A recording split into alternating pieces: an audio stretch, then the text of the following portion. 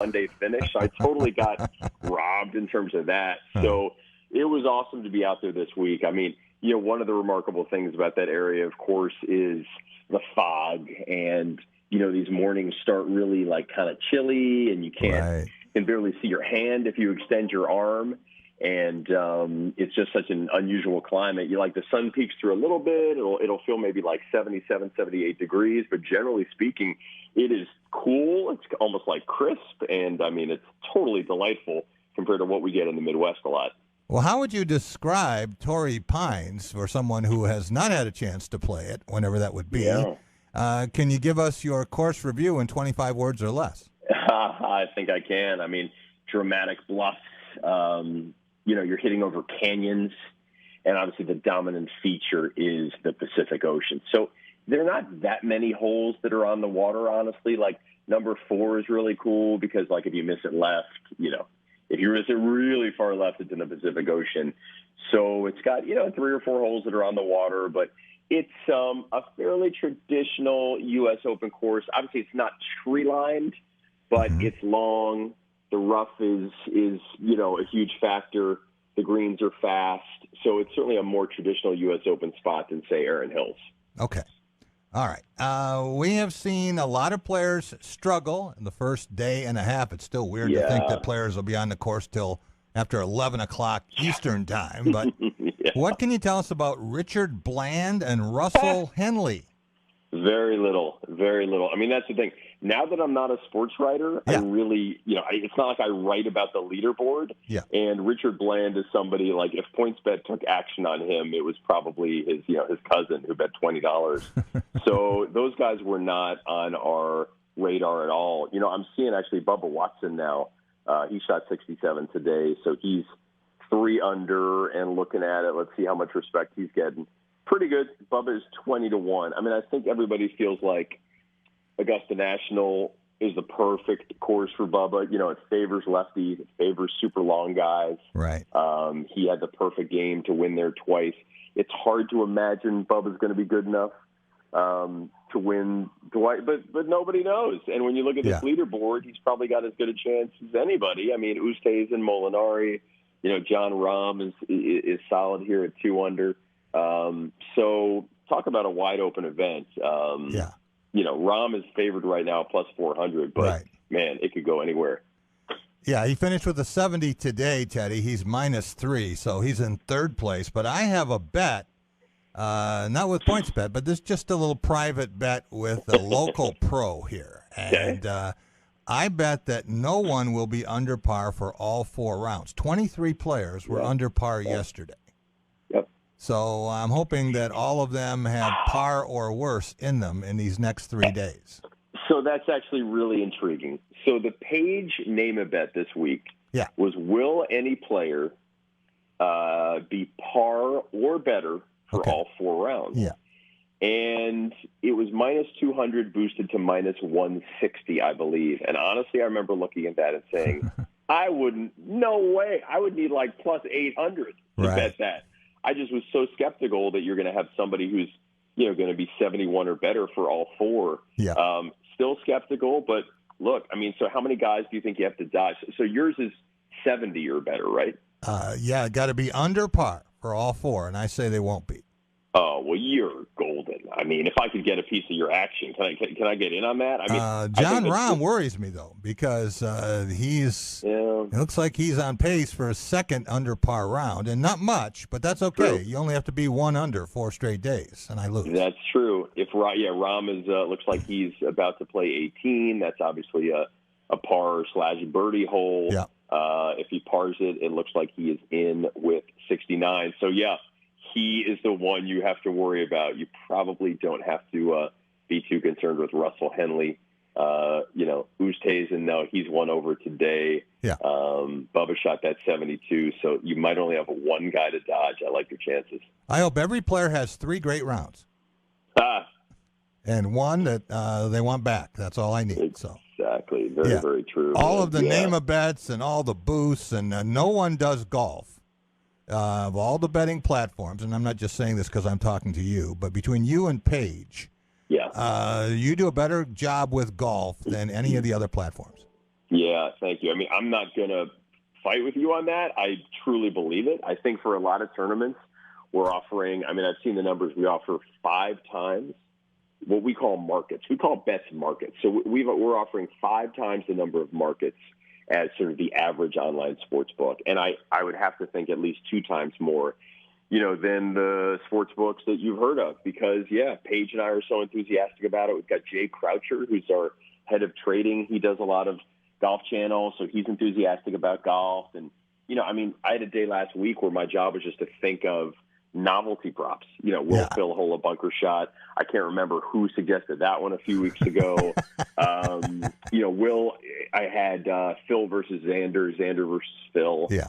Of course, we had Brooks versus Bryson, but then I also had like the spite bets, like will Brooks miss the cut and Bryson miss it, and vice versa. So points betting options, just an endless array of stuff. And then, of course, if you didn't get in there Thursday before the tournament started, all you have to do is bet live, because we have got a massive number of live options.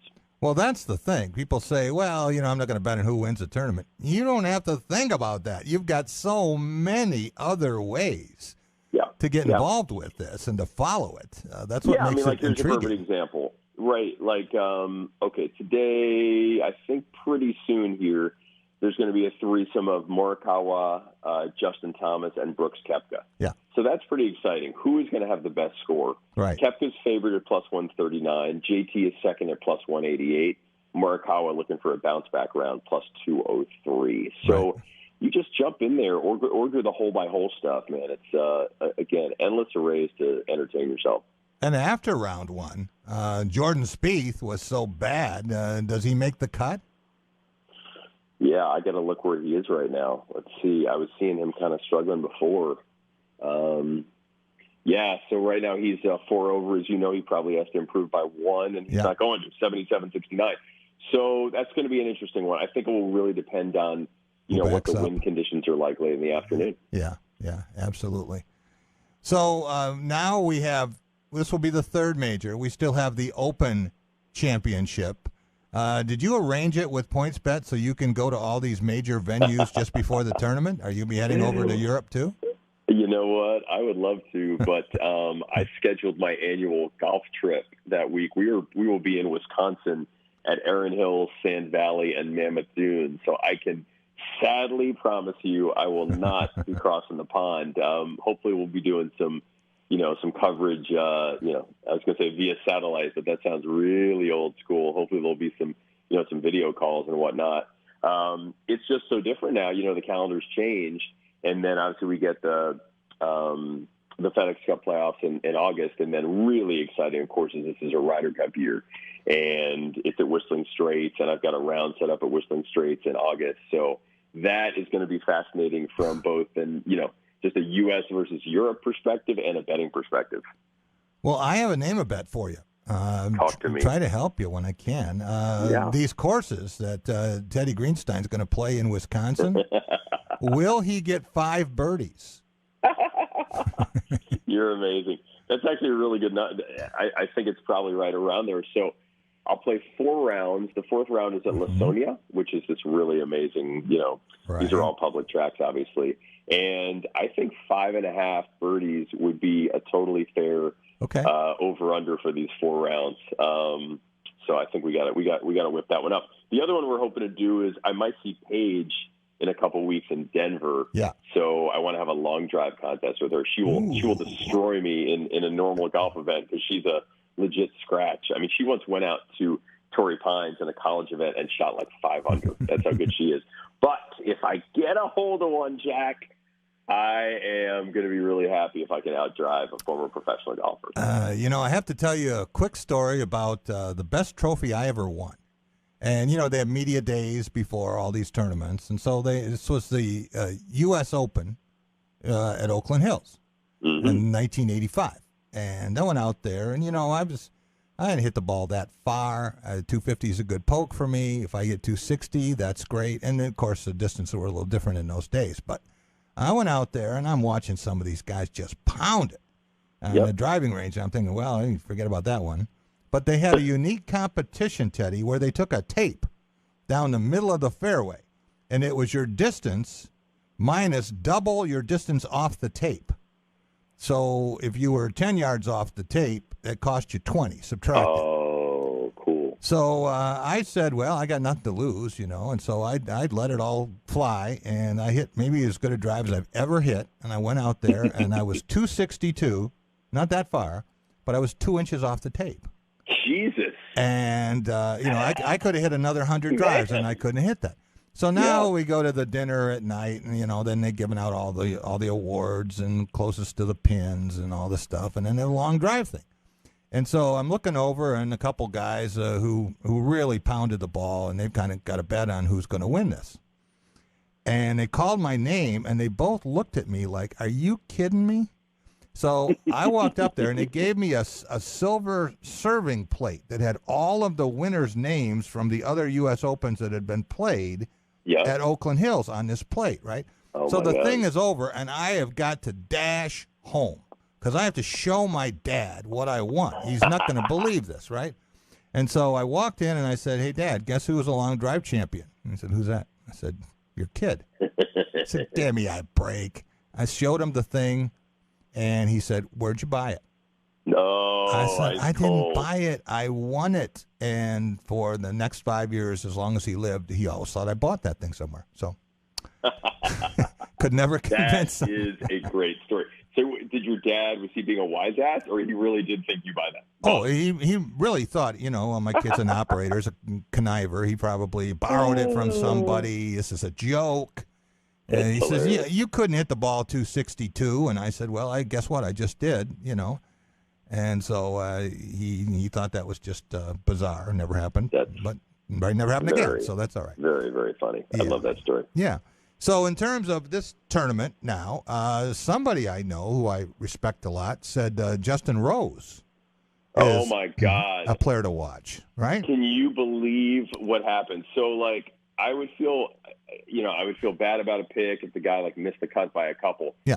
But when you make a pick and the guy shoots 78, 77, and right now he's in 151st place. Yeah. So he's probably behind 60 guys who qualified. You just have to laugh. You have to wonder was there some voodoo involved or something like that? Well, I just told people that Teddy misread the prop, and you were saying who has no chance to win the tournament. That's what you said, right? That's like when you go out and your team is down by 28 in the first quarter, and you're just what's happening? How does Justin Rose, a guy who played that well at the Masters, that well at Kiowa, good course history? I just can't believe it. He has some serious explaining to do. Well, it's a great weekend for golf and for PointsBet. We've got the NBA playoffs, Game 7 tomorrow night, Milwaukee at Brooklyn. We've got Stanley Cup playoffs, lots to bet on. And for those who have never ventured, tell us how easy it is. Yeah, my man. Just download the app. Download the PointsBet app. If you're in Illinois and you're listening to this, it's complicated because you actually have to physically go into a location. But if you're in Michigan or, Indiana or most of our states, you just download the PointsBet app, use the code TEDDYG, TEDDYG, and then you deposit $250 to start, so you get a nice $250 free bet bonus match. Nice. And if you have any questions or you just want to make 1,000% sure you're going to get that match, reach out to me on Twitter at Teddy Greenstein, and I will personally guarantee it will happen. Fantastic. Teddy, enjoy your weekend and enjoy the ice cream. Don't let it melt. Love being on with you, Jack. Hopefully you didn't bet too much on Justin Rose, and have a great weekend. All right. Thanks so much. Yeah, I did take Teddy's offer on Mickelson versus Xander Schauffele. That's money I'll never see again. And I got good odds to do it, too. I said, you know what? Maybe Phil's got one more in him. Being home, could he do it? No chance. Alex, I don't know if you got a chance to see or follow any of the Tigers last night. I know that you said you were going to have a chance after some other people were asleep that you were going to be able to watch the game. Well, good luck with that unless you have YouTube TV. Yeah, so I was not told anything about that. I used to have YouTube TV. When on now I have a AT&T now. Yeah. Specifically because it has Bally Sports. And so yeah, I didn't get to watch, but I did follow along a little bit and saw that he it seemed like he had a pretty strong outing for day one. You gotta like what you I will if you could see it, but you gotta like what you at least followed last night. Yeah. Were you able to watch? No. Yeah. What the hell? Well, why is that? Why was that the thing? I still haven't gotten an explanation that I can understand. It was one of those games that Major League Baseball assigned to YouTube TV. Of course. Not realizing it was going to be Matt Manning's debut or Shohei Ohtani or everything else. Oh, or the Tigers were going to be surging. So here's the funny story. Last night I'm with Deshaun Tate, and we're out at a great new place on the west side called One North. Okay. And so they got all the TVs there, and we're eating, and we're watching the basketball game. And I said, hey, it's almost 10:30. Get rid of this Mets-Cubs game.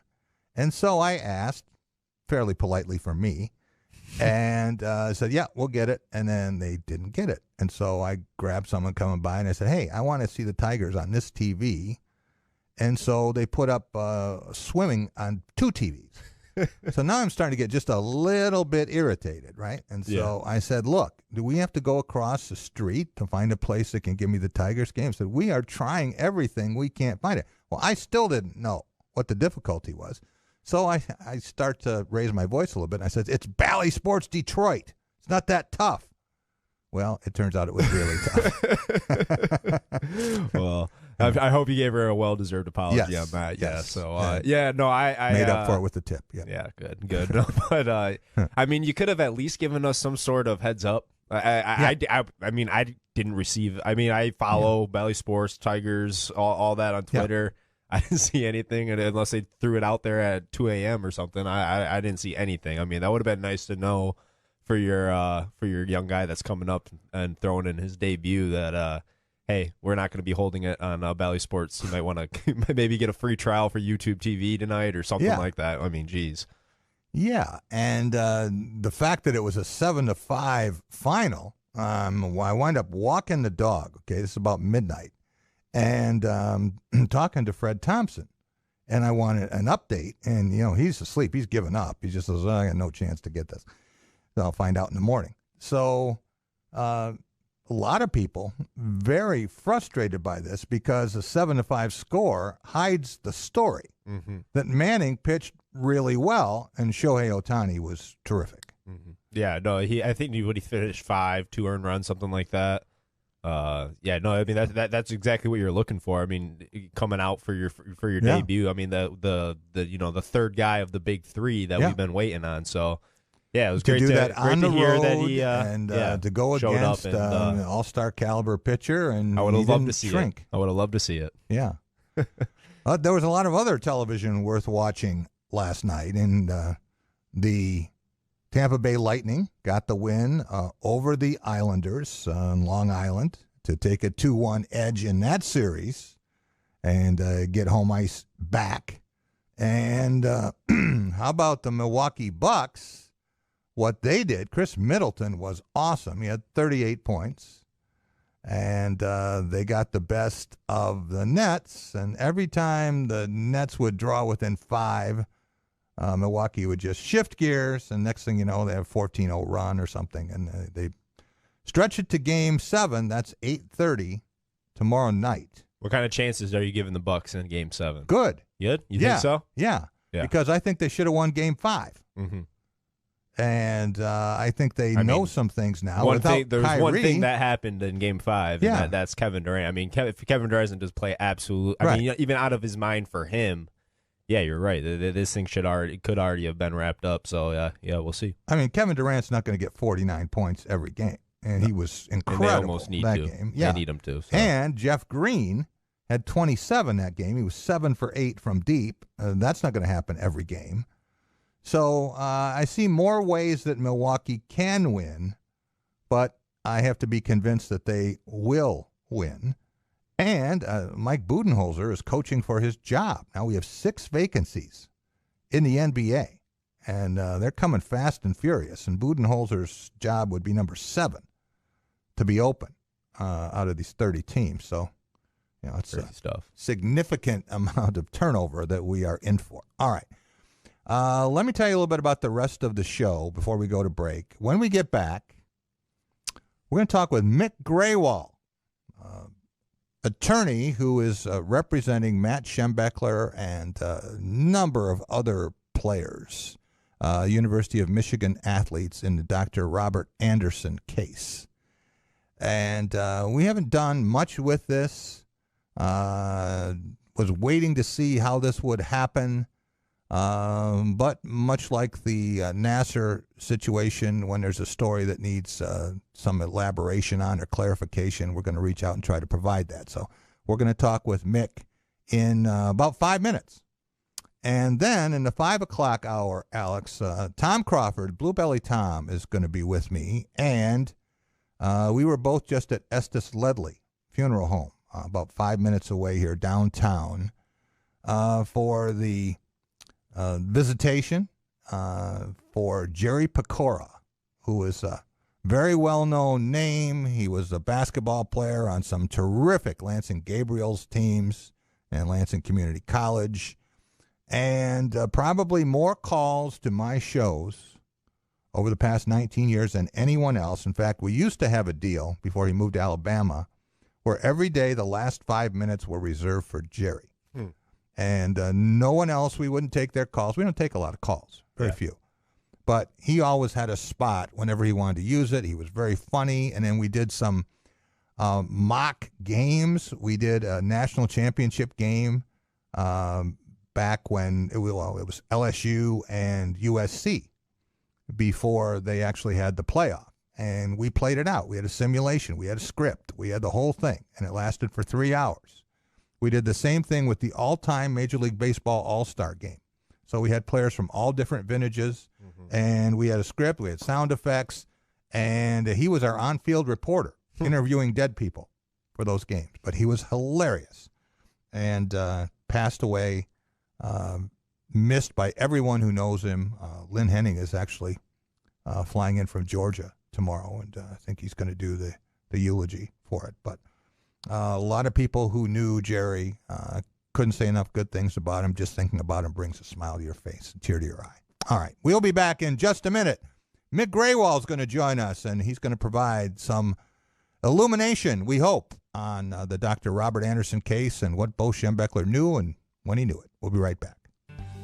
Did you know you don't need any experience to apply at Dean Transportation? Because Dean provides free CDL training for their new bus drivers, and they will pay to train. Dean Transportation is hiring caring and dependable people as school bus drivers in Lansing and surrounding areas. Train for a rewarding career and safely transport children to and from school with Dean. Positions are currently available for the right candidates. Excellent driving history is required. You will earn $15.20 to $16.20 per hour, depending on location. Dean also offers their drivers a competitive benefits package, including health insurance, 401k, and paid time off, plus flexible scheduling and advancement opportunities with their growing company. Dean Transportation will train you to be a professional school bus driver for your community. Apply today. For more information and to apply, visit deantransportation.com/jobs. That's DEAN, transportation.com/jobs. Dean Transportation is an equal opportunity employer.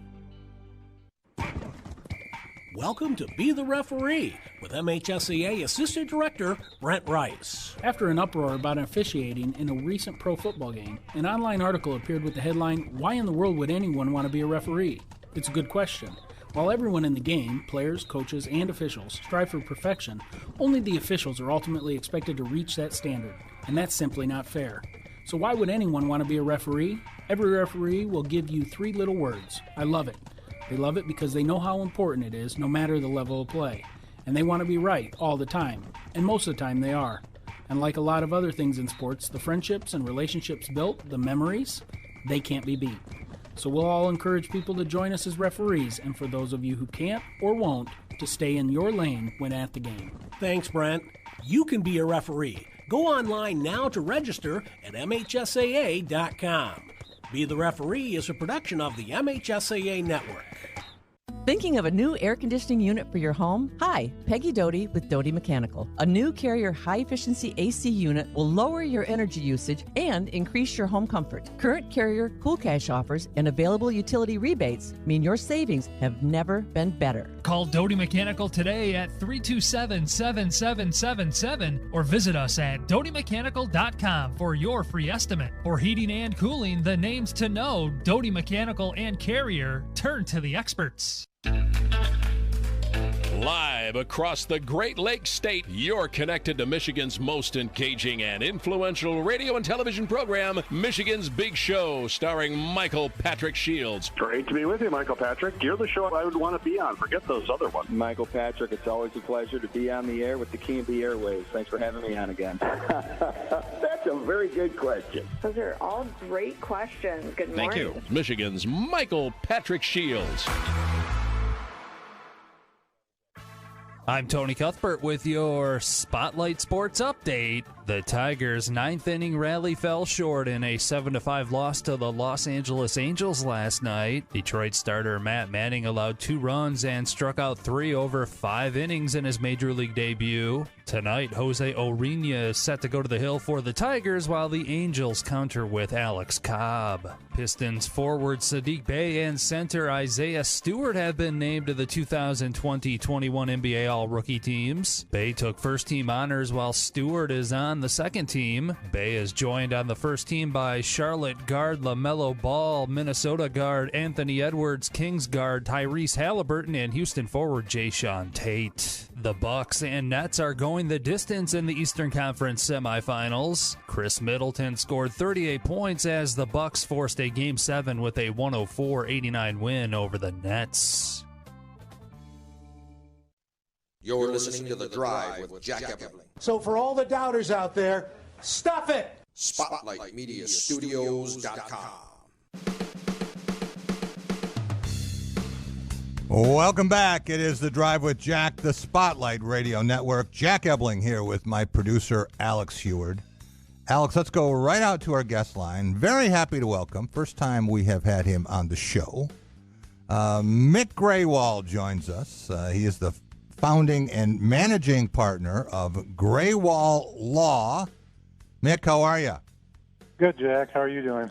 Well, I'm good, but I am confused. I am perplexed. I am stunned by what I am hearing and seeing involving all of the survivors with Dr. Robert Anderson. And I don't know if any of us really understand exactly how this happened and what went on, but you certainly would be in position to have more information than most of us. I want to go back for a minute to the Larry Nassar case, and Grewal Law was certainly involved in that with many of the survivors. Did you think at that point that, hey, won't be long, it's going to work its way around and might be dealing with my alma mater 63 miles down the road?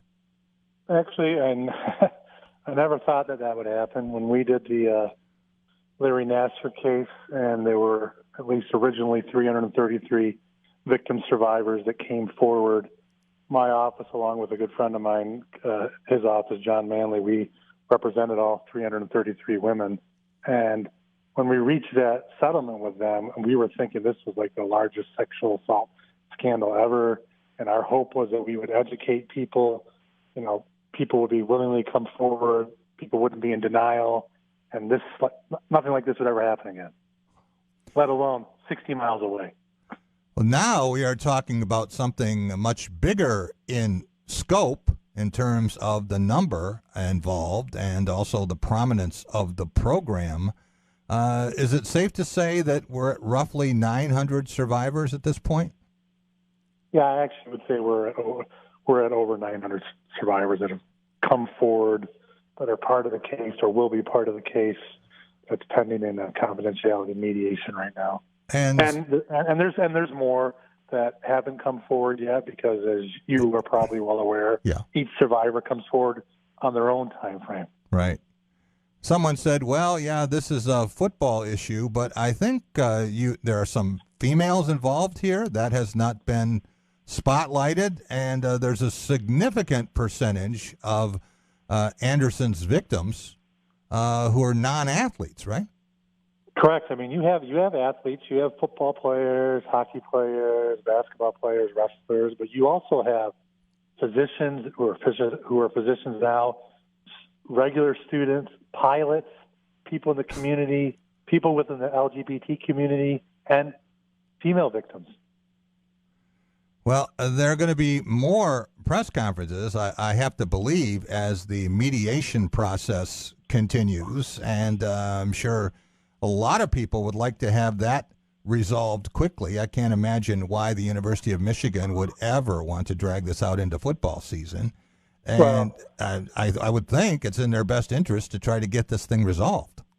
I really can't talk about the mediation process, but I can tell you that the survivors want to get this resolved.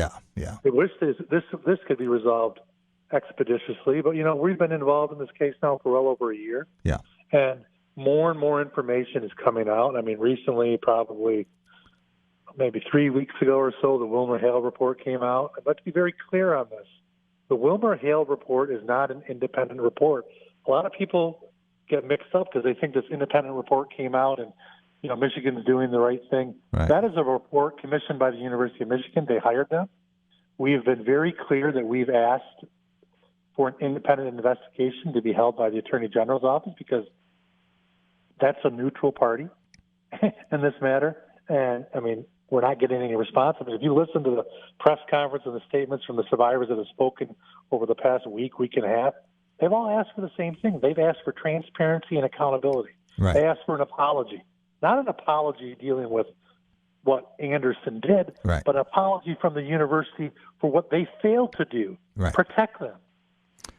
Yeah, I would think that what Anderson did, and we've seen this before. We saw it with Strauss at USC, and Nassar, of course, Jerry Sandusky, and or Strauss at Ohio State, rather. And then everything that's happened out in L.A. at USC and to some degree at UCLA, we know that this can happen, as horrific and heinous as it is, but I think that it is the enablers here, and it's the people who are either allowing it to happen or who are in denial about it, that's the most disgusting aspect of the whole thing. No, I couldn't agree with you more. The enablers allow this to happen. I mean, if any one of these adults would have stood up to help either these young men or women, or in the Michigan case, the young adults, they're 17, 18, 19-year-old men and some women, if they would have stood up and did the right thing and reported it out, terminated Anderson, hundreds, if not thousands of people could have been protected. That was not done. And I'm reading some things right now that are coming across, and I always believe everybody has a right to their opinion, Jack. Yeah. That's the country we live in. You have a right to your opinion. But if you're going to re-victimize and re-shame survivors just because of your worship of Bo Schembechler or your idolization of the University of Michigan, there's a problem. That's the problem in our society. We are putting institutions and names and brands ahead of people. We can't do that. Right now, I think I saw it today, there's a petition being circulated by a number of players signing that they support Bo, and there's no way that Bo could have done this. And I'm going to read something to you. Hold on for 1 second. Okay.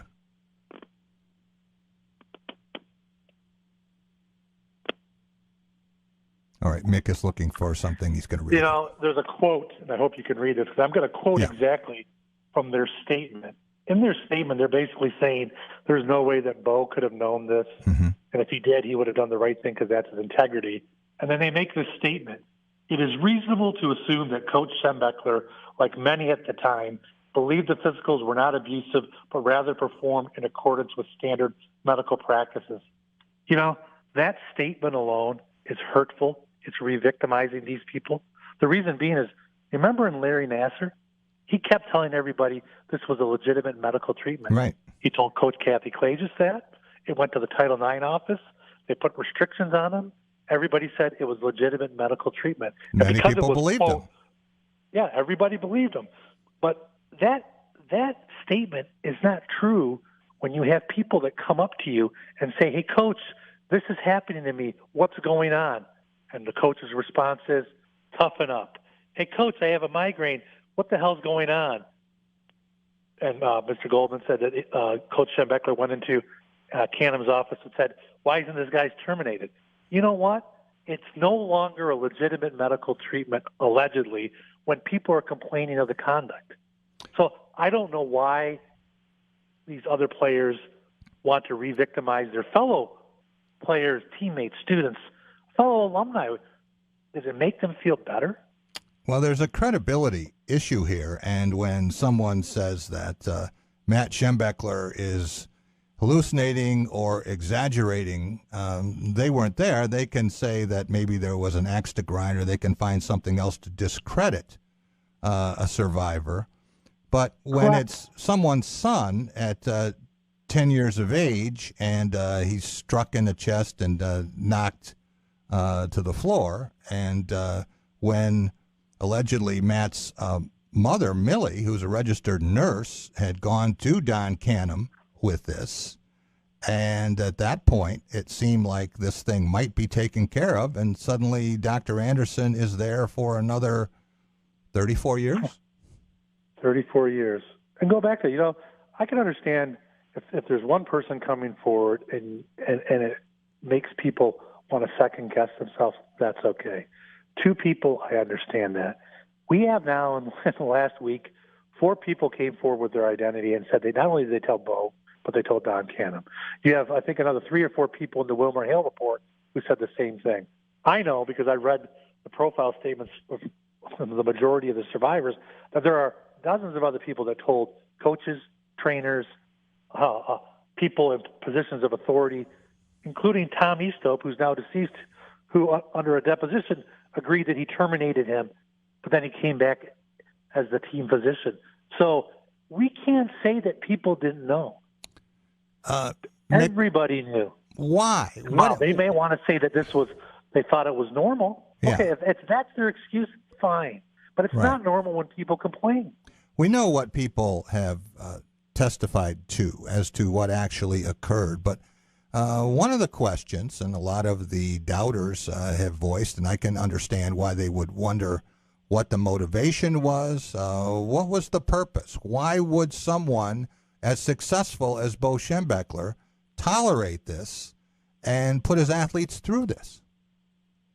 Well, and that's a wonderful question. I actually think that Matt Schembechler had that question from Mitch asked him that question at the press conference.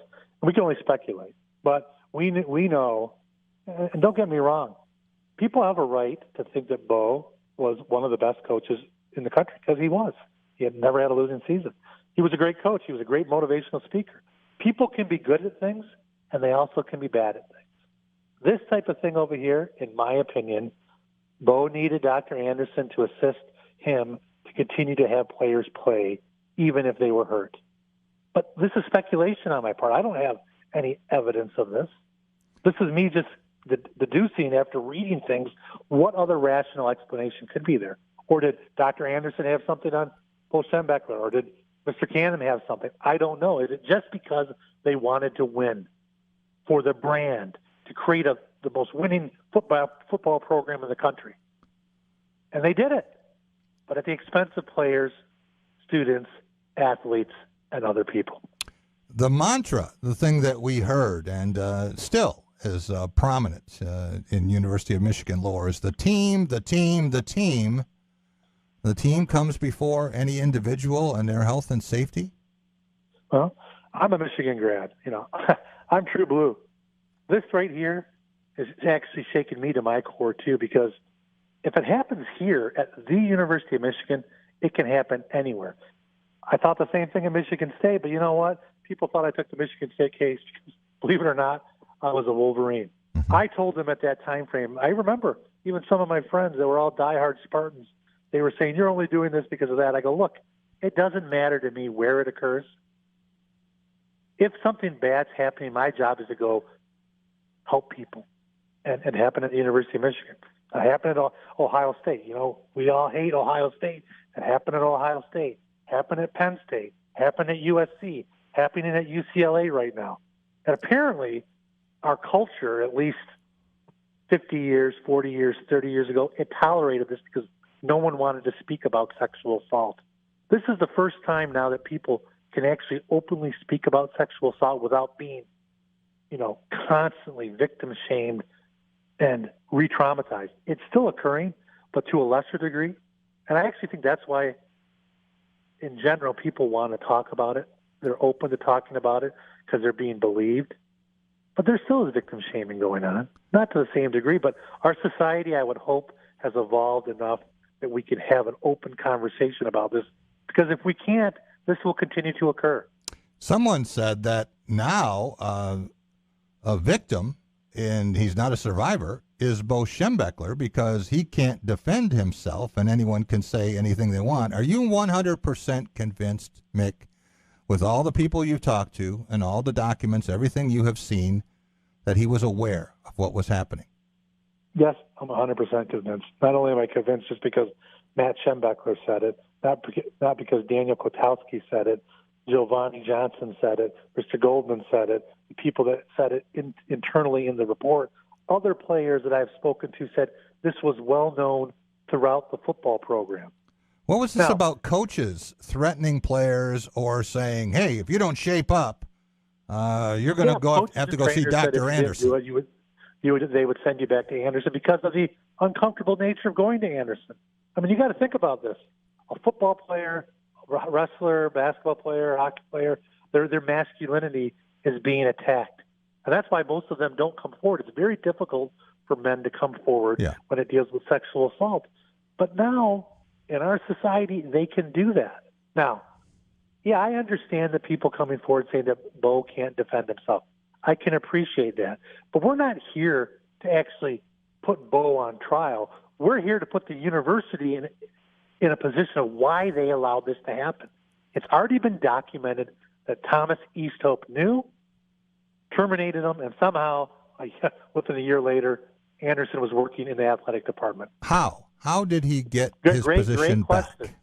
Great question. That's why we need an independent investigation. Don't you think it would be better for us to learn how this happened so it never would happen again? I am so proud of the University of Michigan because we are the leaders and best in so much. But in a bad situation, we can't lead to teach the country.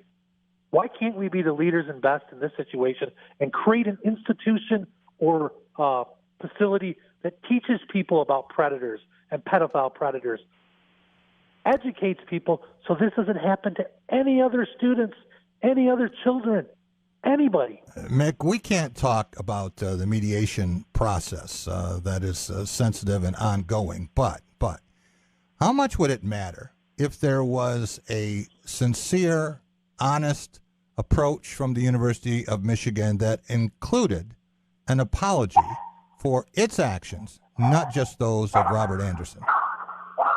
I think right now, you're well aware, Jack, if you go back and listen to the last two press conferences, it would go a long way to help many of these people in their healing process if they received a sincere apology.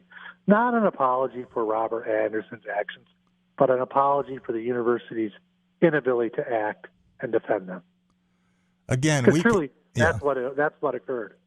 Again, we can't talk about the mediation and all the things that are involved in that, but a number of people have speculated that with the Michigan State case and over $500 million being involved in this, now you have a number which is much, much bigger, more than double the number of survivors, and you have a program which is much higher profile, much more revenue involved, and a lot of other things with it that we may be talking about a number with lots of zeros and starts with a B.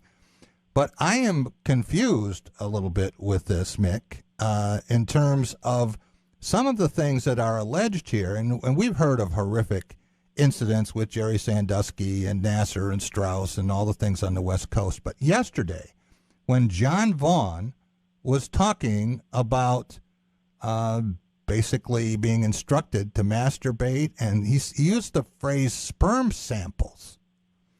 I've never heard that before, and I can't imagine what Robert Anderson would be doing with athletes' sperm samples. He actually, it has come across by a number of survivors. He would do what they call as, quote, milking their prostate. You want to call it a sperm sample. He devised some rationale. And once again, Anderson's not here, quote, to defend himself, but he devised some rationale to have players masturbate, and he wanted a semen/sperm prostate sample. It was, listen, he's a pedophile. He's a predator. What the hell went on in his mind, we don't know. He was one crazy person. I might even give him a label of a doctor, all right? Because you can see right now there are people out there that, as a result of his conduct, as a result of the university's failure to protect them, they have not gone to seek medical treatment. Some people have passed. Some people have prostate cancer. This is so serious that we have to change the way we look at this. And we have to allow these victims to tell their stories, let them heal, change the way we perceive it, and not re-victimize them. This is why I don't mind at all that people want to still revere Bo. I even think John Vaughn said it yesterday. Bo gave him good things. Bo taught him good things. Bo did that. But that doesn't still excuse the fact that he failed to act. No. I don't understand, Mick, why coaches are not mandatory reporters. That would seem to be so logical. And I don't understand if I'm reading this correctly, and the U of M Board of Regents knew in 2018, now that was at least 2 years before this really came to light. And so if they knew, that's 2 years of covering things up. How is that defensible? Great questions. I actually think with regard to coaches being mandatory reporters, they should be mandatory reporters. That's my opinion. We made a push for that originally, I think back when we were dealing with the Michigan State case. I mean, coaches are all around our children. Coaches are around our athletes. I mean, look what happened in the Michigan State case with John Getter after he got charged. He took his own life. Yeah. He was an enabler. He was a bully. He was a coach. He was friends with Larry Nassar. He allowed this to happen. People told him, but he still allowed it to happen. Yeah. Why?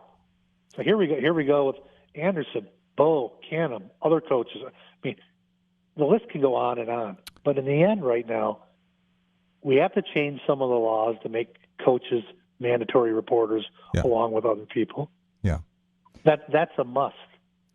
When you think about the motivation, again, I keep coming back to this for Bo and for the administration to let this slide or actually enable it to happen, the power aspect and wanting to have athletes available to perform. I keep coming back to Bella Caroli in the Nassar case and the fact that he wanted his athletes available, whether it was Kerry Strug with the ankle and the foot or whatever the case might be. Doctors go against their oath and look the other way just to make sure someone's able to compete. Well, medals and Big Ten championships take precedent over the safety of an individual. That's the society we lived in. That's the society we currently live in. Can we change that? Can we make ourselves better? Can the University of Michigan put itself ahead of every other university in the country? That's the question. I mean, you actually said right now, when we were doing the Michigan State case and we actually got it resolved, the University of Michigan and its regents at that time frame, they knew what was going on with regard to Anderson, but they didn't come out and say anything. I think it was Mr. Stone who wrote a letter in 2020 that made people comfortable to come forward. Aren't there members of the U of M Board of Regents, correct me if I'm wrong on this, who actually represented survivors in the Nassar case who were directly involved and knew all the details of how something like this comes down? I would rather. That's a good question. I think the investigative journalists that are out there, including yourself. I think you guys can go look to see who was involved and who knew and who supported survivors, at least with regard to Michigan State. I think it's more important. Why don't you go back and look at the regents of the University of Michigan and how they made statements against the Board of Trustees of Michigan State? Yeah. And look at those statements of how they supported the Nassar survivors. Well, and I've seen that kind of trolling. It comes back to look at that. It backfires whenever you have that. It happened at Michigan State, and people made statements about Penn State. And then it really rang hollow, and people wished that they had never opened their mouths about that. But well, you know what? There's nothing wrong with opening your mouth, Jack. Just be a person of character. Yeah. In the end right now, do what's right. Protect people. Protect your students. I think somebody else said in this last interview, a number of the regents supported Attorney General Dana Nessel. Why can't you support her doing an independent investigation? One other thing about the timeline of this, Mick. Bo Schembechler was the head coach at Michigan from 1969 through 1989, 21 seasons, and was the athletic director from 1988 through 1990 when he left to become president of the Tigers. But from 1989 through 2003, that's 15 more years, and Michigan did not go without a head coach. In fact, it went with a Hall of Fame head coach and someone else who succeeded Bo and was maybe his most trusted coaching associate. No one's talked to them or really about what they may have known. They can't talk to Schembechler, they can't talk to Canham, and they certainly can't talk to Anderson or Easthope. But there are some other coaches, and John Vaughn's tenure at Michigan and the things that he talks about spanned more than just the Schembechler years. Correct. And I would actually tell you that it would be prudent for people to go talk to the other coaches, the other trainers, the other nursing staff that was all around, because this is well known that they all knew. All right. Once again, Jack, we're not talking about one survivor here, even though one survivor is one too many. We're talking about 900 or more. Mick, I hope the next time I talk to you, it's about something. I hope our next conversation is about something much more pleasant. But understand what is at stake here. And who knows when this will all be resolved, but I can see some motivation, certainly from the survivors. And in this case, from the University of Michigan, the last thing they're going to want is for this to be a topic of discussion with protests outside Michigan Stadium every Saturday in the fall. Thanks so much for joining us, Mick. I really appreciate it. Thank you for your time. I appreciate it. Have a good weekend. We'll be right back. Hello, this is Mary Stucco with Education Unfiltered. Education is so important, and it doesn't mean you have to have a bachelor's degree or a master's degree or a PhD. It's really about what is best for you and what you need to take, whether it's a certificate or studying something in the trades or you need an associate's degree to further develop yourself. There's a great opening for people at all ages and at all stages of life who are looking to go back into education and redevelop themselves. Check out my latest podcast with Central Michigan University's Actuarial Science Program. Like and subscribe to Spotlight Podcasts on our YouTube and Facebook pages and watch all my episodes, or you can listen in on your favorite podcast platforms, including Apple Podcasts, Spotify, and Google Play by simply searching Education Unfiltered. This is Mary Stucco. See you soon with more conversation on Education Unfiltered. When it's your moment, that once-in-a-lifetime moment, you don't just want jewelry. You can get that anywhere.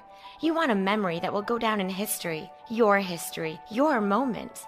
We're Metawar, crafted with exquisite style, quality, and love, so your present will be stunning every time you look at it, every time someone notices it, and they will notice. We've devoted our lives to this art, and we're proud to share it with you. The gift you want to give is here. Metawar Jewelers in Lansing, Okemos, Jackson, Portage, and Brighton. Live across the Great Lakes State, you're connected to Michigan's most engaging and influential radio and television program, Michigan's Big Show, starring Michael Patrick Shields. Great to be with you, Michael Patrick. You're the show I would want to be on. Forget those other ones. Michael Patrick, it's always a pleasure to be on the air with the King of the Airways. Thanks for having me on again. That's a very good question. Those are all great questions. Good morning. Thank you. Michigan's Michael Patrick Shields. NBC News Radio, I'm Lisa Taylor. President Biden is making another big push to get more Americans vaccinated against coronavirus. Speaking at the White House, the president noted America has reached another major milestone. 300 million shots in arms in under 150 days. That just didn't happen on its own or by chance. He warned about virus variants and said COVID remains a deadly threat for those who are not vaccinated. He wants to see 70% of American adults with at least one shot by the 4th of July. Right now, that number is around 65%. Meanwhile, Vice President Kamala Harris says efforts to address COVID vaccine hesitancy need to include informing those who haven't gotten their shots. Often there may be resources available, but we need to do a better job of letting people know. Harris told a crowd at Clark Atlanta University that pharmacies have expanded hours, employers are letting workers get time off to get the shots, and that free child care and ride shares are available. Lisa Taylor, NBC News Radio. Michael Patrick Shields here with Matt Rhodes at Dusty's Cellar. 2020's gone. There's some things I won't miss, but there sure are some things here I want to hold on to. Yeah, as unusual as 2020 was, there'll be one constant for 2021, and that our 6 for 60 wine club is going strong and will continue to do so for the upcoming year. I know you added some options, the Pinot Grigio, the Rosé, Parducci, and all the reds and whites and mixed. Going to do the same this year? Absolutely. We'll carry on with all the variations of the club we offered this past year, and we'll be looking for more creative new club ideas as the year goes on. I do like those top shelf, top 100 selections. You have over 100 wines offered at $15 or less, but they're all highly rated by a wine publication. Will you keep that up? Absolutely. 100 wines, red, white, rosé, dry, sweet, whatever your taste, we'll have a wine for you at $15 or less, a highly rated wine, a great value. Cheers, and you can join me in the Dusty's Cellar 6 for 60 Wine Club. Just pop on dustycellar.com and have a look, or go on into the store on Grand River in Okemos, just a little east of the Meridian Mall. Cheers, Michael. I'm Tony Cuthbert with your Spotlight Sports Update. The Tigers' ninth inning rally fell short in a 7-5 loss to the Los Angeles Angels last night. Detroit starter Matt Manning allowed 2 runs and struck out 3 over 5 innings in his Major League debut. Tonight, Jose Urena is set to go to the hill for the Tigers while the Angels counter with Alex Cobb. Pistons forward Sadiq Bey and center Isaiah Stewart have been named to the 2020-21 NBA All-Rookie teams. Bey took first-team honors while Stewart is on the second team. Bey is joined on the first team by Charlotte guard LaMelo Ball, Minnesota guard Anthony Edwards, Kings guard Tyrese Halliburton, and Houston forward Jayshawn Tate. The Bucks and Nets are going the distance in the Eastern Conference semifinals. Chris Middleton scored 38 points as the Bucks forced a Game 7 with a 104-89 win over the Nets. This is it right here. Combining a team of reporters, columnists, and commentators. Don't you ever talk about me. Are you serious? Jack Ebling has brought thought-provoking discussion. What are you doing? That's a damn coaching mistake. Opinion. The customer is the one who decides when the future gets here. Oh, no! The ship is on fire! You have to check the report. Are you kidding me? That game was fixed. And overall infotainment. I'll take Jim Harbaugh. What has he done? Crazy cootie coming at you. Quiet, please. In exactly 15 seconds, we'll be on the air. Thanks, big fella. Don't you ever come back here again. No arguments. Those are called ass tunes. So buckle up. You talking to me? Whoa! It's time for The Drive with Jack Ebling. Yeah, for some reason or another, you sound a little taller on radio. Welcome back to The Drive with Jack, the Spotlight Radio Network. Alex, what an amazing week here in mid-Michigan. And as we prepare to close out with our final hour of shows, talking about the NBA playoffs, the Stanley Cup playoffs, the Tigers, U.S. Open, and for the last 25 minutes, an interview with attorney Mick Grewal that I hope we never have again. Want to welcome in Tom Crawford, Blue Belly Tom, my broadcast partner for more than 19 years. He's a regular contributor to thewolverine.com. He's also the creator of the Crawford Podcasting Network. And you see his walk and talks now, and a lot of people who have grown up around Lansing, even if they're not here, they enjoy those immensely. And Tom, we were just together over at Estes Ledley Funeral Home to pay tribute to mutual friend Jerry Pecora. And when you think about Jerry and all the interactions he had with us, with our shows, outside of radio, it just brings a smile to your face. Yeah, when you think of Jerry, you think about passion, the P in Pecora, the P in passion for sports talk radio. Day one of our show, March 18th, 2002, if I have that date correctly. Right. I mean, he was our anchor man of our first show, that last call, and Jerry was the one. He was kind of like the cleanup hitter. He let everybody kind of do their, give their takes on the 3 hours of content and topics that we would shift around a variety of sports, and then Jerry would come in there and do his own analysis of it and give his thoughts, and that was just the highlight of every day. It was a capper to the end of the show, and as we were talking about over at the visitation, that was when all of our producers knew that last 10 minutes was reserved for Jerry Pecora. Absolutely. And Tom, we could bat something around for 2 hours and 50 minutes, and we could have a lot of different takes on it. We took a lot more calls in those days than we do now. My patience is a little thinner. But we always had Jerry come on, and no matter what had been said, he would find a different way to express it, often with humor.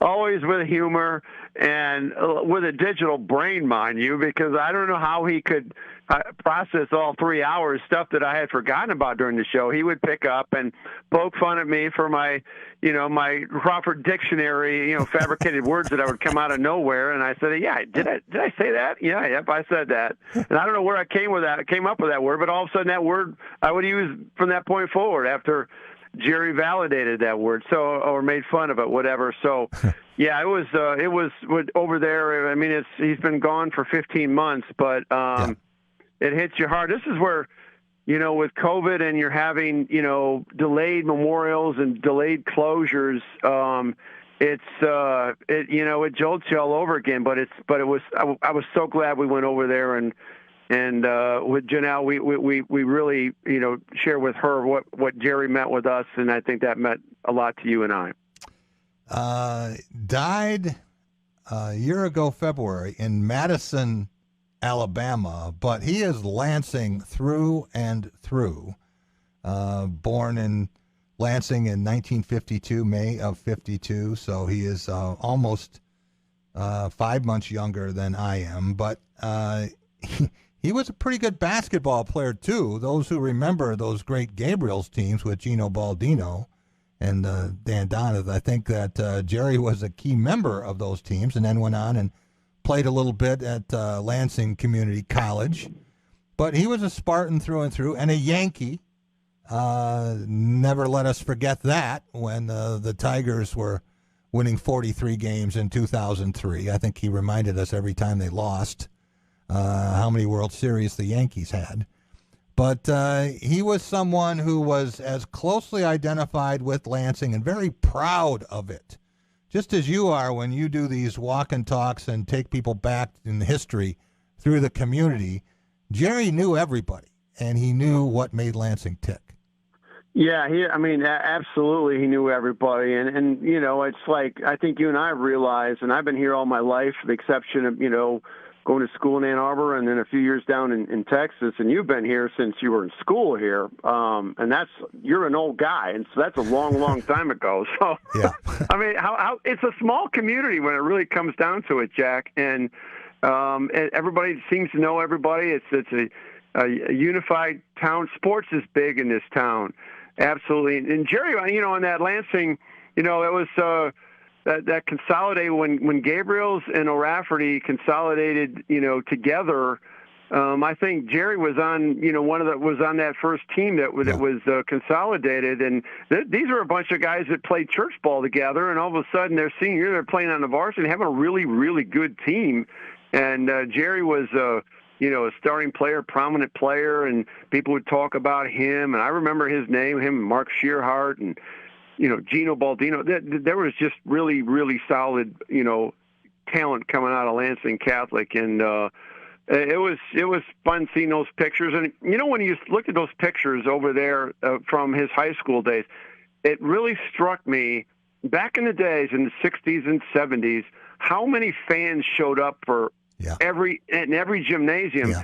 And the sad part is you don't see that anymore. No. I mean, you have to have a really big game with two really good teams to get that kind of attendance. It was pretty much an automatic with cheerleaders and the whole bit, the pep band. All that stuff is gone now relative to what it was. Why do you think that changed, Tom? I don't know. I talking to Jim Sinacropi about that. I don't know what it is.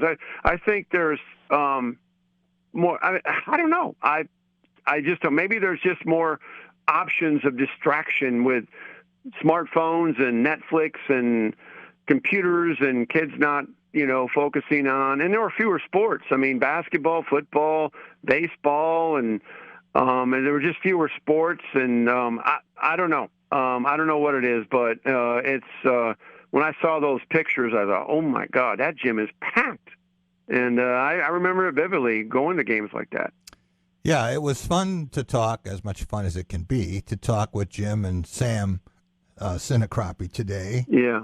And I'm sure there'll be a lot of people tomorrow over at the Memorial Mass at St. Mary's Cathedral, and Lynn Henning is flying in from Georgia, and wow, good. I think he's going to deliver a eulogy. Yeah, very, very good friends. In fact, Lynn and some teammates. Lynn was actually from St. John's, but had known Jerry a long time. Went to see him shortly before he died in Alabama.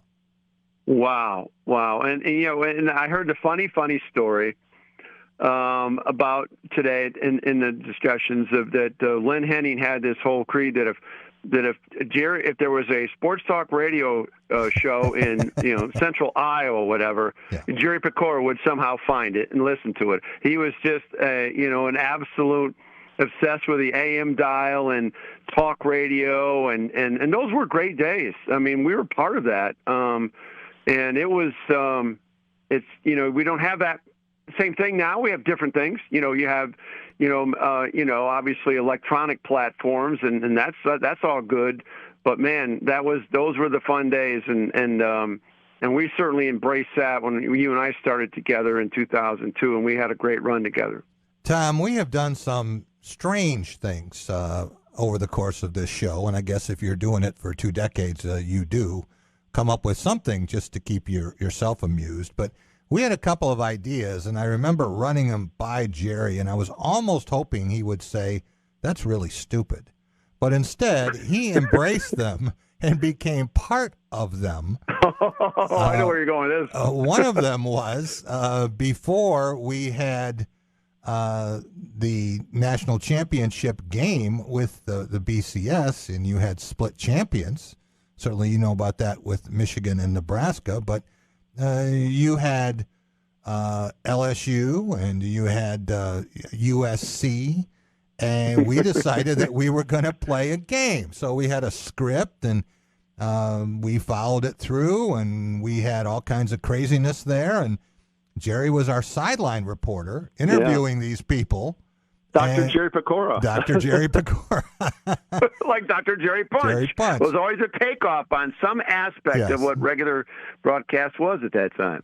And the one that I think he liked the best was in connection with the Major League Baseball All-Star Game. We said, well, what would happen if, Bob Feller was pitching against the guys today? Or what would happen if Cy Young had pitched against Henry Aaron?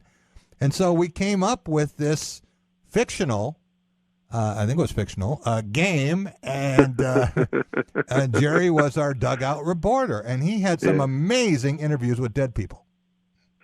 Yeah, and then crowning, I forgot who the MVP was, but won a Model A Ford as the prize for the MVP. So, oh my God, those were great times. We go back to Ticket Bowl, we called it, with LSU and USC. I think that is the fact that broadcast back in whatever year that was, the 03, 2, yeah, that in the fall of 2002, that probably got us more towards the 12-team playoff than probably just about anything in college football was our Ticket Bowl on 92.7. That's where it all started, Tom. You can go back and And we did not too long ago an NBA greatest team, and we had the 86 Celtics and the 87 Lakers, and we had the 96 Bulls involved in it, and then, of course, the Golden State Warriors. And I remember talking to Jerry about this long before we had done it, and I said, what do you think would happen? And he gave me an idea, which we used, and it was Steve Kerr coaching the Warriors, playing against Steve Kerr. Oh, I remember that. hit a three-pointer when Steve Kerr, the coach of the Warriors, didn't foul up 3 that sent the game into overtime. And then in the postgame, Steve Kerr was asked why he didn't foul Steve Kerr. Oh, my God, that was funny. I'm looking at some of these pictures that we were looking at over at the visitation of our remotes that Jerry was at. That's, that was where we really engaged with our audience, Jack. I thought, really connected early on. Yeah. And throughout, on and off a different variety of platforms that you and I are on and off of from, they're still involved with now up to the TV show. But those remotes, that's how you engage with people. And it seems like we have the biggest smiles at these remotes. And we hit a lot of places I completely forgot about after looking at these things. Yeah. And those were good times. Yeah, we did a lot of places. People associate our remote so much with the Bluegill Grill, where we were for 130 straight weeks. Yep. But over the span of 19 years, Tom, one remote a week, that is a lot of remotes and a lot of places, too, that we were. And then people think about that. I was actually sent a picture the other day by Carlton Valentine of a remote we had done, and there's a picture of us with Ron Mason, who had come out and had grabbed a beverage and something to eat and came on the show with us. But, that was kind of a place to be and a gathering spot for mid-Michigan sports fans. Yeah, the Bluegill Grill is still going strong, and, hey, it was Jerry from Hazlitt. You remember his, his first, his tagline, what do you want to call it, Jerry from Hazlitt. Right. And that's a great meeting place over there. And, man, we had some really, really good times. And especially, even during the summertime, obviously our core sports, Michigan State, Michigan football and basketball. Football and basketball is such a big deal as far as our content goes. I tell you what, we never had any downtimes because there's always something going on, always something to talk about. And we did that in the face-to-face and did different things for getting the visitors out there involved in the show and give them ownership of the show. And I felt Jerry owned part of our show. I mean, he was part of it. Yeah. And I think that definitely worked well in engaging with a lot of people. Tom, I'll never forget one time we were at Tasty Twist, and Jerry was out there, and I saw some people I knew that he did not know, which was rare, and I introduced them to him, and I said, this is Jerry Pecora. And, he shook their hands and said something, and the guy just stopped. He said, "You're Jerry from Hazlitt." The voice. The voice. The articulate voice. An Italian voice. So all the great things in his life, I said, just remember, buddy, it doesn't matter how much business success you had or what kind of athlete you were, you're still Jerry from Hazlitt. Jerry from Hazlitt, absolutely, and I'm sure obviously 15 months he's been gone, and we're talking about him right now, and we're never going to forget Jerry. That's for sure, and a lot of others in that same category with us. It was great talking with Jonelle, his widow, and the idea of them meeting a long time ago and then finally getting married decades later, but living in Alabama, Madison, Alabama, not far from Huntsville. And the first person who ever told me about Joshua Langford was Jerry Pecora from being down there in Alabama. And this guy was in like 8th grade playing in the varsity, and Jerry said this guy's going to be a great player, never thinking he'd show up at Michigan State.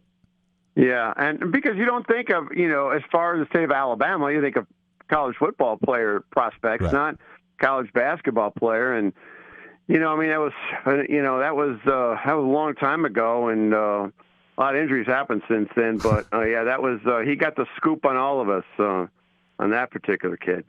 I thought it was funny, too, Tom, Jonelle talking about how she enjoys the Michigan weather, and Jerry, having spent his whole life here, the vast majority of it, really liked the hot weather. And so they never did quite get it worked out where they could have 6 months each place. But as Jonelle said, you can kind of avoid the storm season by coming up here, and the weather's pretty good, and she liked it cool. But for college football, she wanted to be back in Alabama. Yeah, I'll tell you what, and college football is such a big thing down there in Alabama, Auburn, and, we're sitting here in, June 18th, and it's right around the corner, and I'm starting to get excited about it. Hearing about Big Ten Media Days, July 22nd, 23rd down in Indy. Yeah. And, college football is such a big thing for you and I, and I know a lot of things are changing, a lot of distracting things happening with college football with respect to the University of Michigan, with the Dr. Anderson thing and some other things that are coming into play. It's hopefully by Labor Day it can be all college football, and we can get back into what we like to do and embrace that obviously on Press Pass on Sunday nights. Tom, if we had taken Jer with us to Big Ten Media Days, what kind of questions do you think he would have asked? And I can just imagine with his offbeat way of looking at things, the coaches would have said, "Who let this guy in?" Yeah, there would be at least a little hypothetical stuff that you seem to embrace as well, and sophisticated words that coaches would look at him that traditional media don't use. No, it would have been interesting. I do remember, though, Jerry coming to Chicago with us, not for Big Ten Media Days, but for the Big Ten Tournament.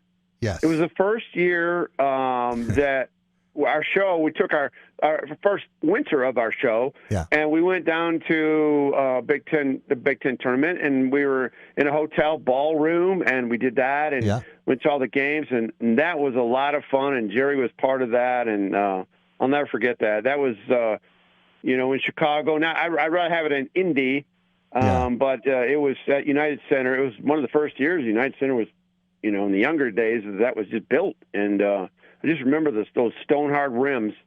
It had had the ball to go perfect to get to go in. Those were like rocks. Was that the year that we had Bruce Motti with us, and we hit him with the injury to Daniel Horton, which he didn't know about? He looked like we saw a ghost. Man. Here he's a sports information director. And I think Byington gave us a heads up because she was saw when Michigan got off the bus and Daniel Horton had his foot in a boot. So he's our first guest in the morning. You spring that at him with this kind of interesting grin on your face. I'm going to sting Motti with this and see what he says. His face turned kind of way. Yeah, he says, "Why am I here? These guys." Yeah. So tomorrow morning it's 10 o'clock at St. Mary Cathedral.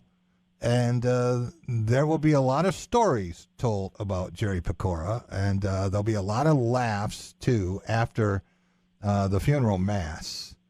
And I imagine that's probably necessary. Tom, we are seeing way, way too many of these lately.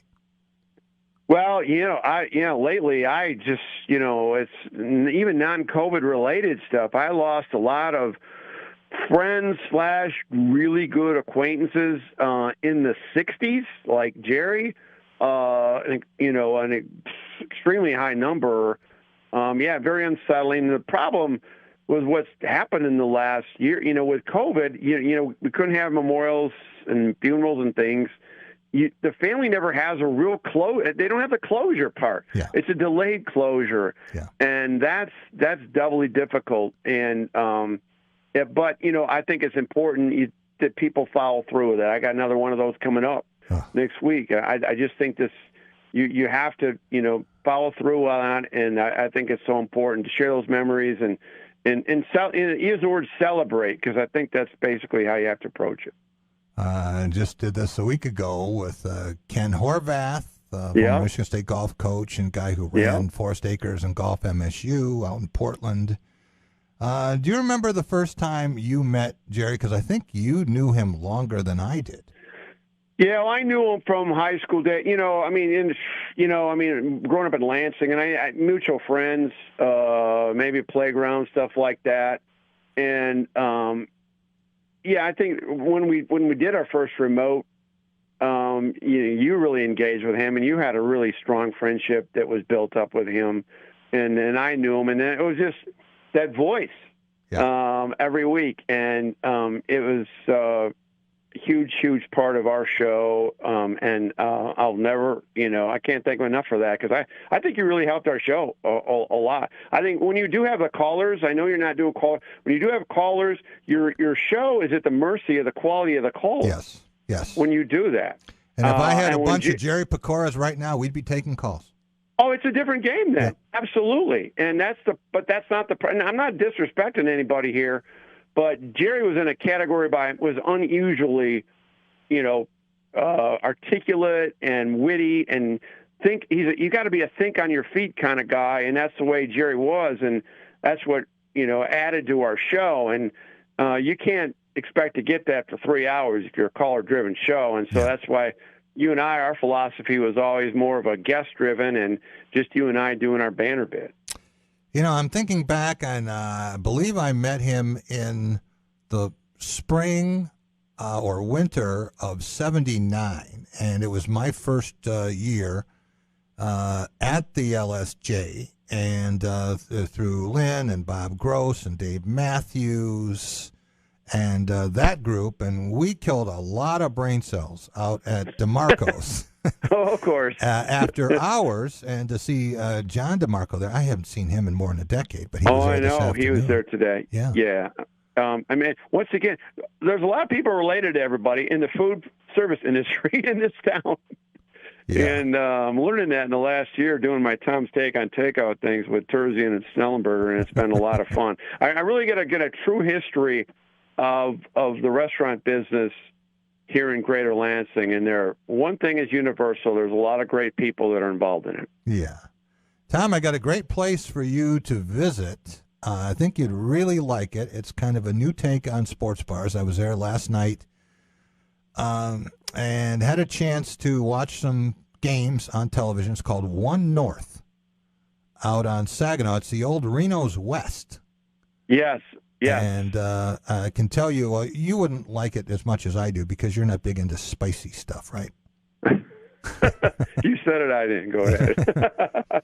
Best jambalaya I've had in a long, long time, and I just keep coming back to get that, but other things on the menu as well. So, Tom, thanks so much. Hey, do you have a quick prediction on Bucks and Nets tomorrow night? Oh. This one's a head scratcher. KD is just he's just playing like somebody from outer space. Yeah. The other night, and I can't see the Nets being denied. I think it's been a hell of a series. God, these NBA games, that Hawks comeback. Yeah. I'm really enjoying this. I'm looking forward to tomorrow night in this game, and but I'm gonna go with the Nets. What are your thoughts? I'm going to take the Bucks. Are you? Yeah, I am. I just think that it's their time. They've learned how to lose. Now they're going to learn how to win. And I think that Middleton, and they just have a couple more weapons, and maybe Bryn will actually hit a shot. He was so good against Miami. He has not been a factor in this series. Not since. No. Yeah. But maybe that will be something to watch. And then moving forward, there's going to be a lot more exciting basketball. So Won't be long, and hey, we'll be in Indy. We'll be there for the Big Ten Media Days. I just have to either get Jeff Heward to come down or talk him to lend me Alex for a couple of days. Maybe we can do that, or maybe the Rube will be there, Couch in the Rube. They can do the show, and he can stick around and produce mine. Yeah, I'll hop on with you for a second if you do that. Absolutely. That'd be great. That'd be fun. That'd be a flashback to old times. That would be great. I'm sure we'll get a one-on-one with Harbaugh while we're there. So there you go. Hey, we did have Jim on the show, and I was reminded of that. I'd forgotten, but we were doing a Sound Mind, Sound Body camp down at Wayne State. Yep. And, we hear that Harbaugh's there, and we start talking to someone at an adjacent booth who knew him well. And the woman said, well, I can get him to come on with you. I said, yeah, right. And sure enough, he was leaving, and he came back to be on with us. I imagine he's still bitter about that, but it was... That's a hard get, man. That's a really hard get. Yeah. It's going to probably be even more difficult this summer and into the fall. But no, that was a great... That was a remote. Yeah. That's going out there, and we had Brian Kelly on there and some others. Yeah. I mean, that's how you get good content for your listeners. No question about it. Hey, Tom, thanks for joining us. Appreciate it. Great to see you this afternoon, and we'll have you on Press Pass again very soon. All right, Jack. Thanks for having me on. All right. Alex, I know you can't relate to all this stuff and the stories that we are telling about Jerry Dominic Pecora. But when you think about someone who was Lansing and just had that blood flowing through his veins, and he could tell you stories about guys who you didn't know or you'd heard of, and he'd probably met them. He'd probably broken bread with them at some point. Spent a lot of time as a whiskey distributor for Seagram's, traveling around and doing that too. But wherever he was never more than a phone call away. All right, let's go to break. And when we get back, we'll try to bring you up to speed on what's happening here in the U.S. Open.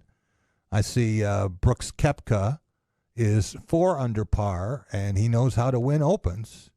So he just bogeyed a hole here, so he has dropped now to 3 under, and he would be tied for 4th place. A number of players are 3 under.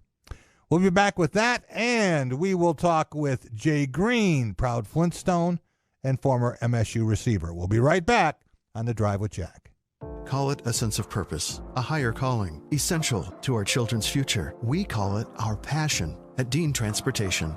We are a family, hardworking folks who for more than 60 years have connected children to learning, schools to our communities, and you to a better career, pioneering the best in health and safety standards because it's simply what we do, because safe student transportation has always been essential. Dean is now hiring community-focused individuals for immediate school bus driver, attendant, and mechanic positions for local schools throughout mid-Michigan. To learn more, visit jobs@dean.com/Lansing. Experienced applicants will receive up to a $750 sign-on bonus. For individuals with no prior experience, Dean will pay you to train. Positions may also allow you to start and stop work from local parking locations or your home throughout mid-Michigan. If you're looking to make the community a better place, we'll put you in the driver's seat. Join the Dean Transportation family today at jobs@dean.com/Lansing. Welcome to Be the Referee with veteran MHSAA official Sam Davis. One of the long-term strategies in the game of football is deception. It has a lot of other names and most often goes these days by the name of trickery. Catching an opponent off guard can break a game wide open, but catching the officiating crew off guard is something you don't want to have happen, or else your big play may be blown dead inadvertently. That's why during the pregame meeting the officiating crew has with each head coach, one of the questions that will be asked is, Coach, do you have any trick plays that we should be watching for? And coaches, who are usually tight-lipped about a lot of their strategies, will be very open and describe in detail anything fancy that's in the playbook for that game. This type of communication gets coaches and officials on the same page and ensures that when trickery comes visiting, only the opponents are surprised. Thanks, Sam.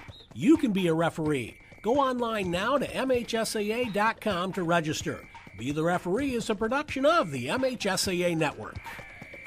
Thinking of a new air conditioning unit for your home? Hi, Peggy Doty with Doty Mechanical. A new Carrier high-efficiency AC unit will lower your energy usage and increase your home comfort. Current Carrier Cool Cash offers and available utility rebates mean your savings have never been better. Call Doty Mechanical today at 327-7777 or visit us at dotymechanical.com for your free estimate. For heating and cooling, the names to know, Doty Mechanical and Carrier, turn to the experts.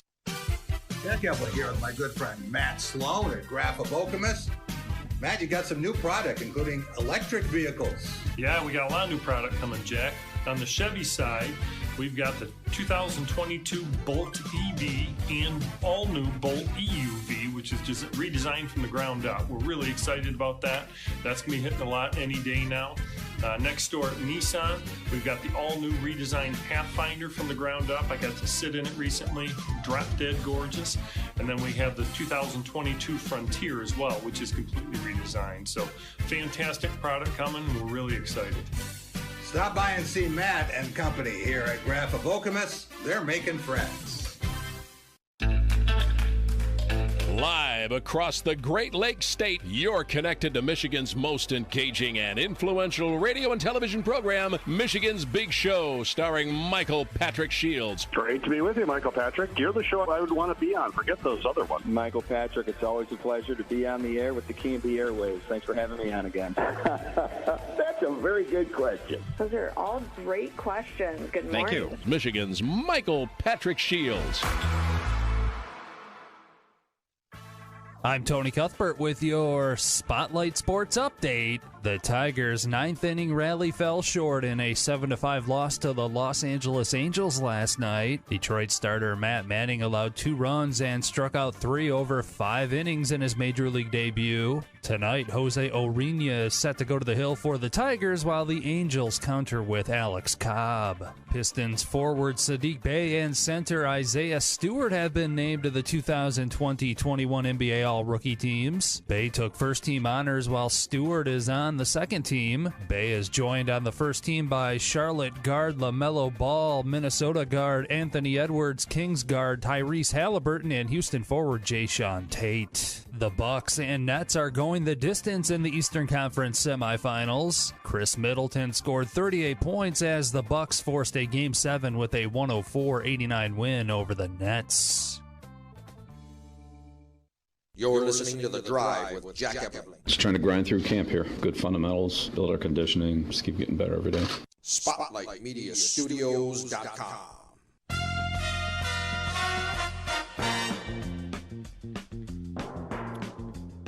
Welcome back. It is The Drive with Jack, the Spotlight Radio Network, and we have 2 players in the clubhouse. Richard Bland, he is 5 under par after 2 rounds of the U.S. Open, and Louis Oosthuizen is 4 under, as is yesterday's leader Russell Henley, and he is also 4 under par, but he is only through 5 holes, so he has 13 to play. All right. Will you be watching any of the U.S. Open, Alex? Yeah, I'll be flipping in every now and again, checking where everybody's at, and then usually on Sunday when on that final round, I'll kind of zone in and watch the finish. Do you like this kind of tournament where par is a good score? Yeah, I enjoy it quite a bit. I like to think that it's not because of the course, but it's just because of the game and how brutal it is. Kind of why I struggle with it. But yeah, no, if I were out on that course, it would look a lot worse. So I always get reminded of that. I looked up and caught something while I was asking a question to Mick Grewal, so I didn't really pay a lot of attention to who it was, but someone had a lie up under the lip of a trap here and tried to hit a big explosion shot and wound up falling down. Jeez. And like his footing gave way and he fell backward, and I have no idea where the ball went, but wasn't where it was intended. So funny shots. And the Tigers now, are they off YouTube TV now? Can you see I them? hope so. I don't know for sure. Either that, you're going to have to get it back, right? Yeah. Well, if that's the case, I mean, the whole reason I switched in the first place was because, and then of course it flips on me. But I don't think that's going to be a common thing going forward. At least I hope not. All right. Tomorrow night, will you be watching the Bucks and the Nets? Oh yeah, you will. Oh yeah, Game 7. Oh yeah, absolutely. Yeah, I'm thinking like I'm with you. I see way more ways that the Bucks pull that out, but you can't discount KD. I mean, he has got 45 in his back pocket. So I mean, if we see the best of Kevin Durant, I mean, they always have a chance. Now you're engaged, right? We know that. That is correct. All right. No date set yet for the wedding? Yes, we do actually. Okay. It's in next year in September. In September on a Saturday. Is this football approved? Do we know? Yeah, I checked the schedule. I think Michigan State it's got it'll probably be a noon kick, and they're playing some small school. Okay. Nothing big. Yeah, we made sure of that.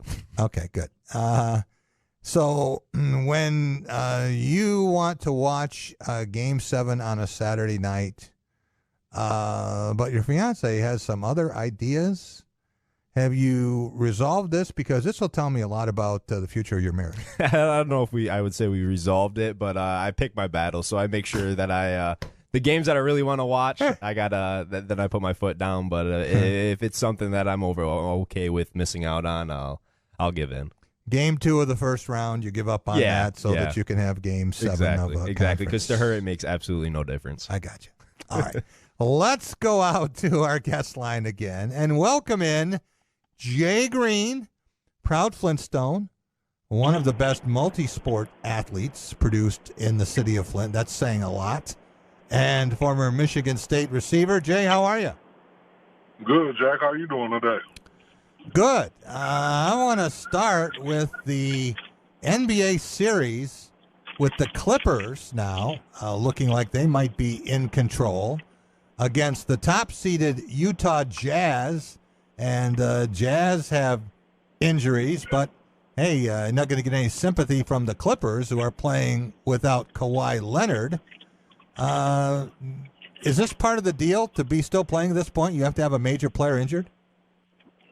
I don't know. It seemed that way. I mean, you got Phoenix, who everybody knows that Chris Paul is a huge part of their success. Yeah. And he's on COVID restriction. Kawhi can't play. James Harden and Kyrie both had injuries, and I think Joel Embiid is struggling with an injury. So that it seems like that is the narrative. Yeah, even Milwaukee, and he's not a star player, but he became a very important part of their team. Dante DiVincenzo is out, and so that changes the way that the Bucks want to play. But just about every team is affected somewhere, and LeBron James said yesterday, I told you so. I don't want to go back on this, but I did predict that with the extended season last year, the short turnaround, trying to play as many games as they could, that there were going to be more injuries, and there have been a boatload. Yeah, they have, and I saw that comment. I also saw, a lot of people saying that if he were still in the playoff, that he probably would have never made that statement. I can't say if that's true or not, but that was a very quick turnaround, that they had from going to the bubble into this season.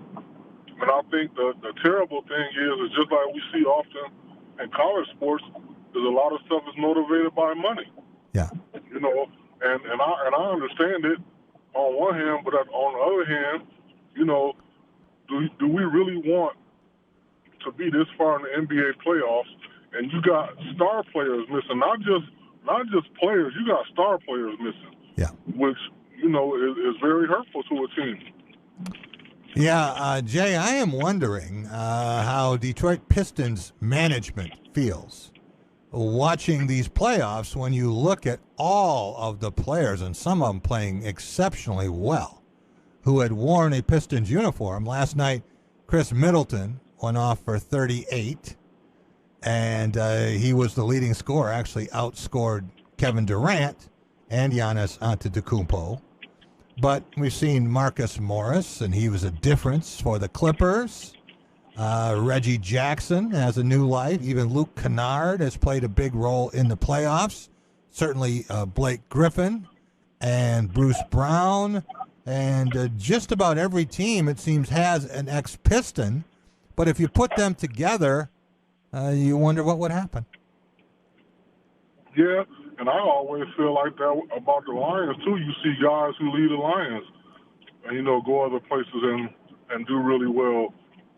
I don't know what it is about Detroit that they can't get it done there. I don't know if it's because they feel more pressure there or what's going on, but I think with the Pistons and the Lions, you see a lot of that going on.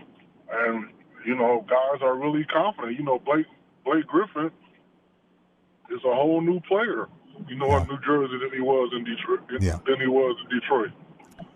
So I think it'll be interesting, but I did see that the Pistons have two guys who made the all-rookie team, which, is a step in the right direction. And it's crazy because I knew that they drafted Isaiah Stewart, but because I don't keep up with the NBA that much, I didn't realize that he had been playing that well. Well, they didn't actually draft him, but they traded for him immediately. Right. So, they saw something. And, hey, I talked to a lot of NBA types before the draft, and most of them, I'd say the majority, were saying that Isaiah Stewart couldn't play in this league. They didn't want anything to do with him. And he looks like it, and he develops a consistent outside shot, which he's working on. He could be a very reliable 4 in this league. And, go ahead. No, I was just going to say, I got a chance to watch him a little bit in high school at Lala Muir, and he's a big kid, so I think he has a lot to work with. His team didn't do that well when he was at Washington, but individually, he did pretty well. So, the draft is not an exact science. We've seen guys who get drafted very high, who didn't pan out, or how often have we heard about guys? I was just listening to an interview with Ray Allen yesterday, and he was saying, when they took that picture with his rookie class, that they were saying that the magazine Slam was saying that he was going, go off into obscurity, and he would never do nothing in his career. So, everybody has their own opinion. Some people get paid for their opinions, which they probably shouldn't, but, it's just the nature of the business. Right. You mentioned Sadiq Bey, and there's another guy. He was not a lottery pick, but he's first-team all-rookie. Isaiah Stewart is second-team all-rookie, and the Pistons wanted them both to be on the first team. But the guy who was the first player taken by the Pistons, he's one who was injured most of the year. We really haven't seen what Killian Hayes is capable of doing, but George Blaha, who's around the Pistons all the time, says that Killian Hayes has star potential, and he could be a point guard for a long, long time in this league. And as much as George Blaha has seen, I would definitely trust his judgment. Yeah. Well, did you get a chance to watch the Nets and the Bucks last night, or was that late for you? No, it was actually late. I saw some of it, but I was on a long road trip. I drove to West Virginia and came right back yesterday, so by the time I got back, I was spent. You're the guy who went to West Virginia to have that one-on-one with Joe Manchin? No, and what's funny is when I got part of my trip, I listened to your interview with Stephen Brooks on Thursday and how y'all was talking about that, and I just thought it was ironic that I was there listening to y'all talk about that. Because I literally was in Morgantown and drove through the campus by the basketball arena and the football stadium. We should have had you call in live from Morgantown, and you could have gotten Bob Huggins for us. Yeah. And we would have paid you a producer's fee. That would have been good. I could have definitely got the inside scoop. I could have definitely have done that. Well, with the Game 7 of this series, and a lot of people think the winner of this series can win it all. There's Philadelphia, but the Sixers are struggling with Atlanta right now, down 3-2, and the West is so topsy-turvy. A lot of people think that the team that comes out of this Game 7 in Brooklyn is going to be your NBA champion. 8:30 start, since it's a Saturday night and not a weeknight. Does that mean that you will be watching tomorrow? I will definitely be watching tomorrow. A Game 7 with these two teams, I will definitely be tuned in, especially, with Kevin Durant being at home. I'm expecting something big from him again because I know he's going to go down fighting, and that's going to be something interesting to watch. Well, I think we ought to get a prediction from Jay, don't you, Alex? I think we ought to get Jay's take on who's going to win this so we can go bet the opposite. I think I just have a feeling that Brooklyn is going to pull it out. I don't know what it is. I just have this feeling because Milwaukee has not been playing well on the road against Brooklyn. Right. They had a chance, to have a big win the other night, and they just kind of choked. So until they can, get past that, I'm going to have to take Brooklyn. Well, we saw the series with the Clippers and the Mavericks, and the visiting team won the first 6 games. So the home teams were 0-6, and then in Game 7, it was in Staples Center, and L.A. pulled it out. So that was the first time the home team had won, and now with the Nets and the Bucks, the home team has won every game. So maybe in Game 7 it will break, and this will be the time that the visiting team wins. I just think the Nets are a different team without Kyrie Irving. Oh, they're definitely a different team. And not only that, I would even feel more comfortable with them if James Harden was healthy. Missing Kyrie is one thing, but having, James Harden at probably about 70, 65%, is a whole nother issue. So I think Kyrie being not there definitely hurts. But, coupled with the injury of Harden, and again, that's one of those big injuries that we've had for superstars in the playoffs. All right, I want to switch gears here and talk some college football and recruiting. And you have close ties with Courtney Hawkins. You want to explain to our listeners how you two are so tight? Yeah, we were college teammates. We are both from Flint, first and foremost.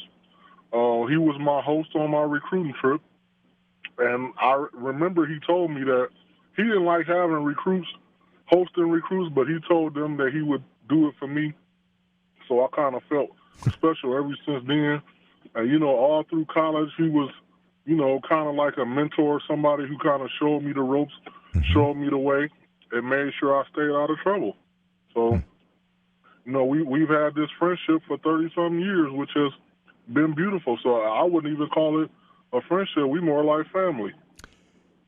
So now Courtney and the rest of the Michigan State coaches all around the country really, beginning a recruiting process, a full court press, so to speak, on athletes who, because of COVID, had not been able to travel for more than a year, going back from mid-March until June 1st, more than a year later.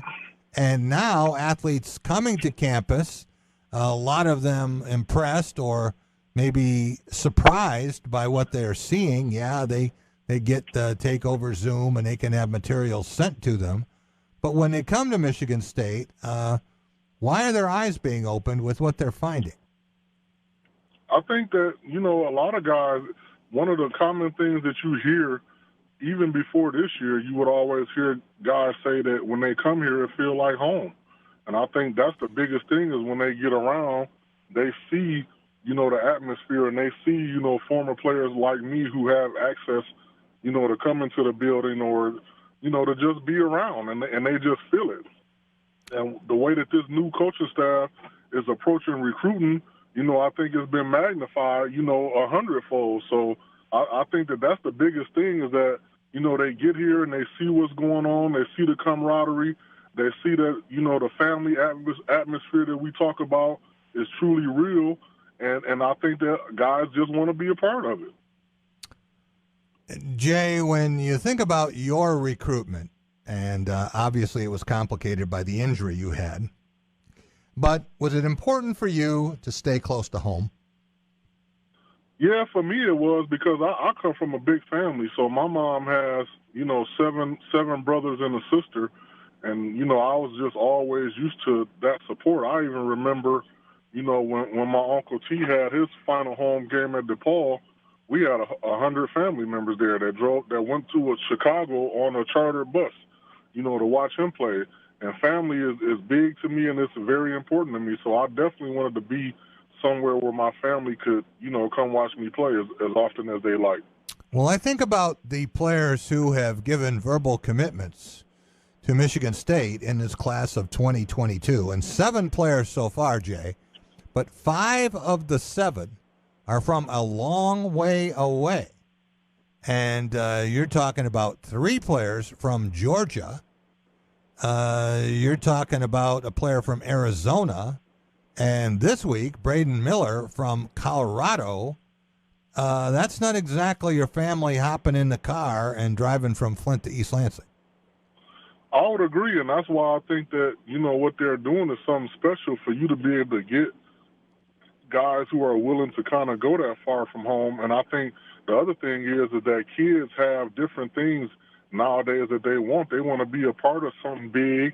They want to play right away, and a lot of them, because of the turnover and new coaching staff, might see that opportunity here. We've had a huge turnover of our roster, which, we got a lot of kids in the transfer portal, but at the same time, recruiting is, I think, the foundation that we need to build it on, and I think that's kind of, what they're putting out there.